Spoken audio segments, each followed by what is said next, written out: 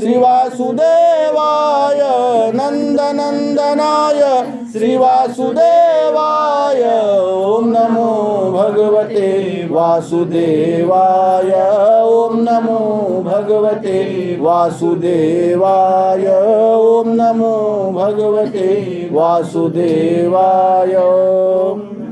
बोलिए जय सिया राम जी। जय सिया राम जी। एक बार एक राजा थे, उनके राज्य में प्रजा बहुत संपन्न थी, बहुत खुशहाल थी। उनका राज्य बहुत सुंदर था और प्रजा बहुत संपन्न थी। राजा भी बहुत प्रसन्न थे अपनी प्रजा को देख करके। एक बार राजा सोए रात को, उनको स्वप्न दिखा। सुबह के टाइम स्वप्न क्या दिखा कि एक ट्रक भर के घोड़े की लीद उनको दिखी। एक ट्रक भर करके घोड़े की लीद राजा को दिखी स्वप्न में।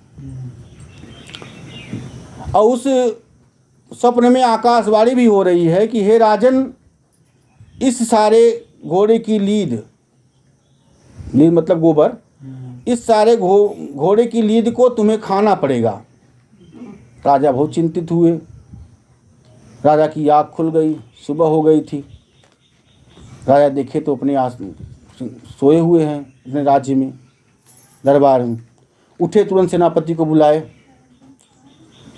सेनापति से कहा कि तुम तुरंत जाओ, राजपुरोहित को बुला के लाओ मेरे दरबार में, मुझे कुछ पूछना है।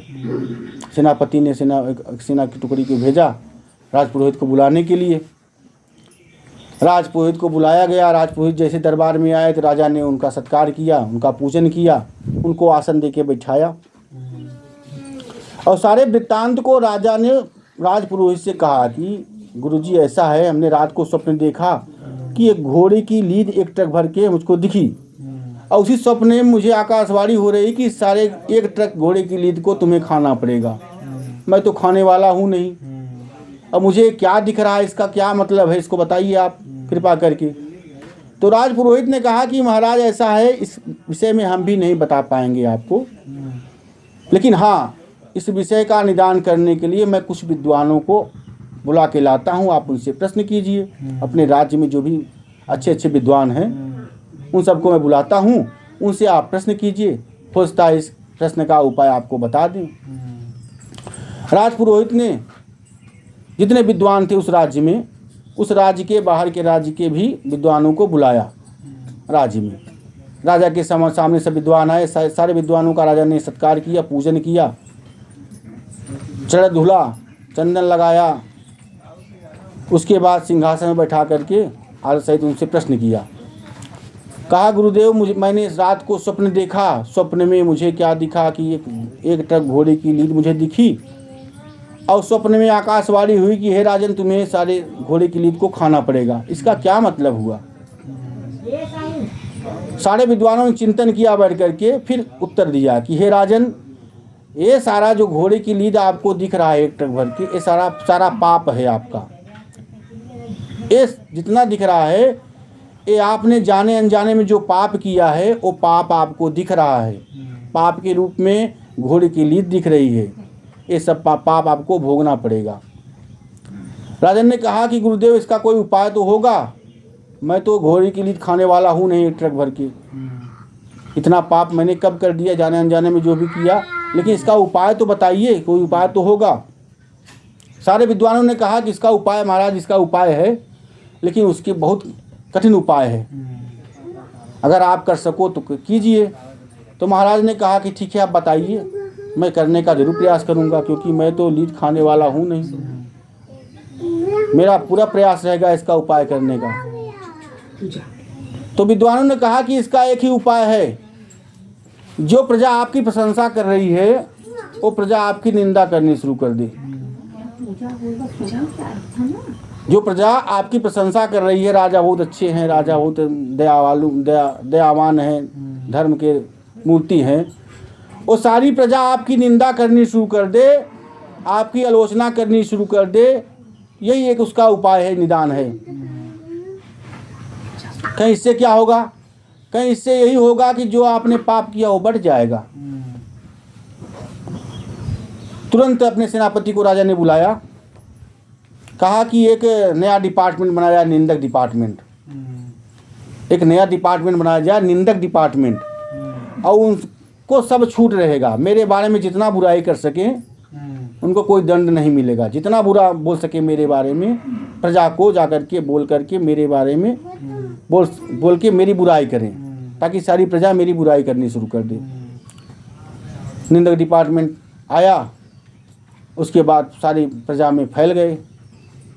कुछ सिपाही उत्तर गए, कुछ पूरब गए, कुछ पश्चिम गए, कुछ दक्षिण गए।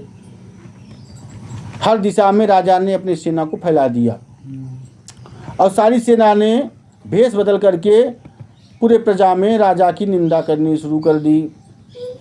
कुछ समय बीता। कुछ समय बीतने के बाद राजा को फिर स्वप्न आया। अब स्वप्न में राजा ने क्या देखा कि जो एक ट्रक घोड़े की लीद दिख रही थी, अब राजा को एक टप भर के घोड़े की लीद दिख रही है। राजा बड़ा प्रसन्न हुए, चलो कम से कम ट्रक खत्म हुआ, अब टप में आ गया है। लेकिन राजा फिर दुखी हुए, मुझे टप का भी नहीं खाना है, एक टप लीद भी नहीं खाना है, मुझे दिखा क्यों ऐसा? जब गुरुजी ने मुझसे उपाय कहा था, मैंने उपाय करवा दिया, तो मुझे नहीं दिखना चाहिए था, फिर क्यों दिख रहा है? फिर गुरुजी को बुलाया गया। गुरुजी ने कहा ऐसा हो नहीं सकता, अगर आपने सही से उपाय किया होगा तो नहीं दिखना चाहिए।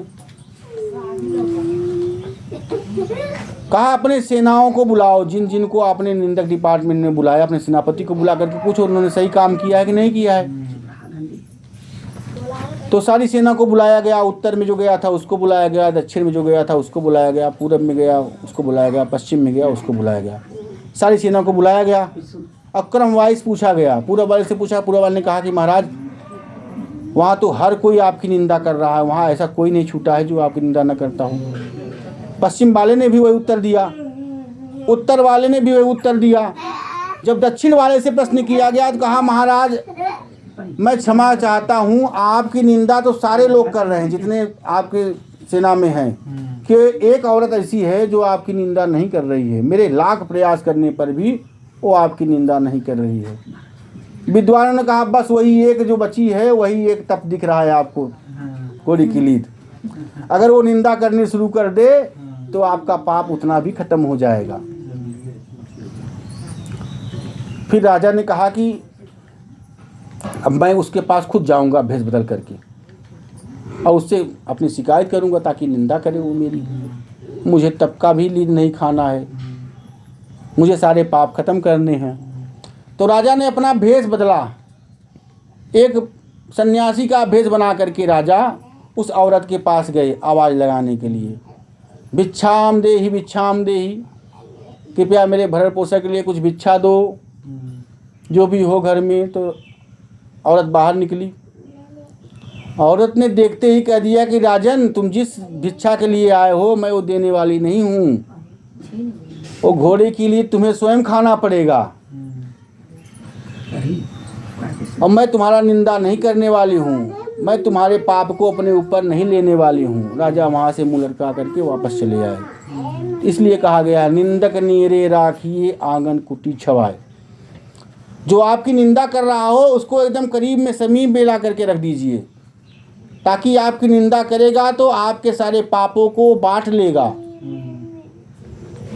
आपके पापों को बांटेगा, लेकिन आपके पुण्य को नहीं बांटेगा। आपके जितने भी पाप रहेंगे जो निंदा करेगा वो सब बांट लेगा। बोलिए जय सिया राम जी। जय सिया राम। ओम नमो भगवते वासुदेवाय, ओम नमो भगवते वासुदेवाय, ओम नमो भगवते वासुदेवाय, ओम नमो भगवते वासुदेवाय। वासुदेवाय श्री वासुदेव।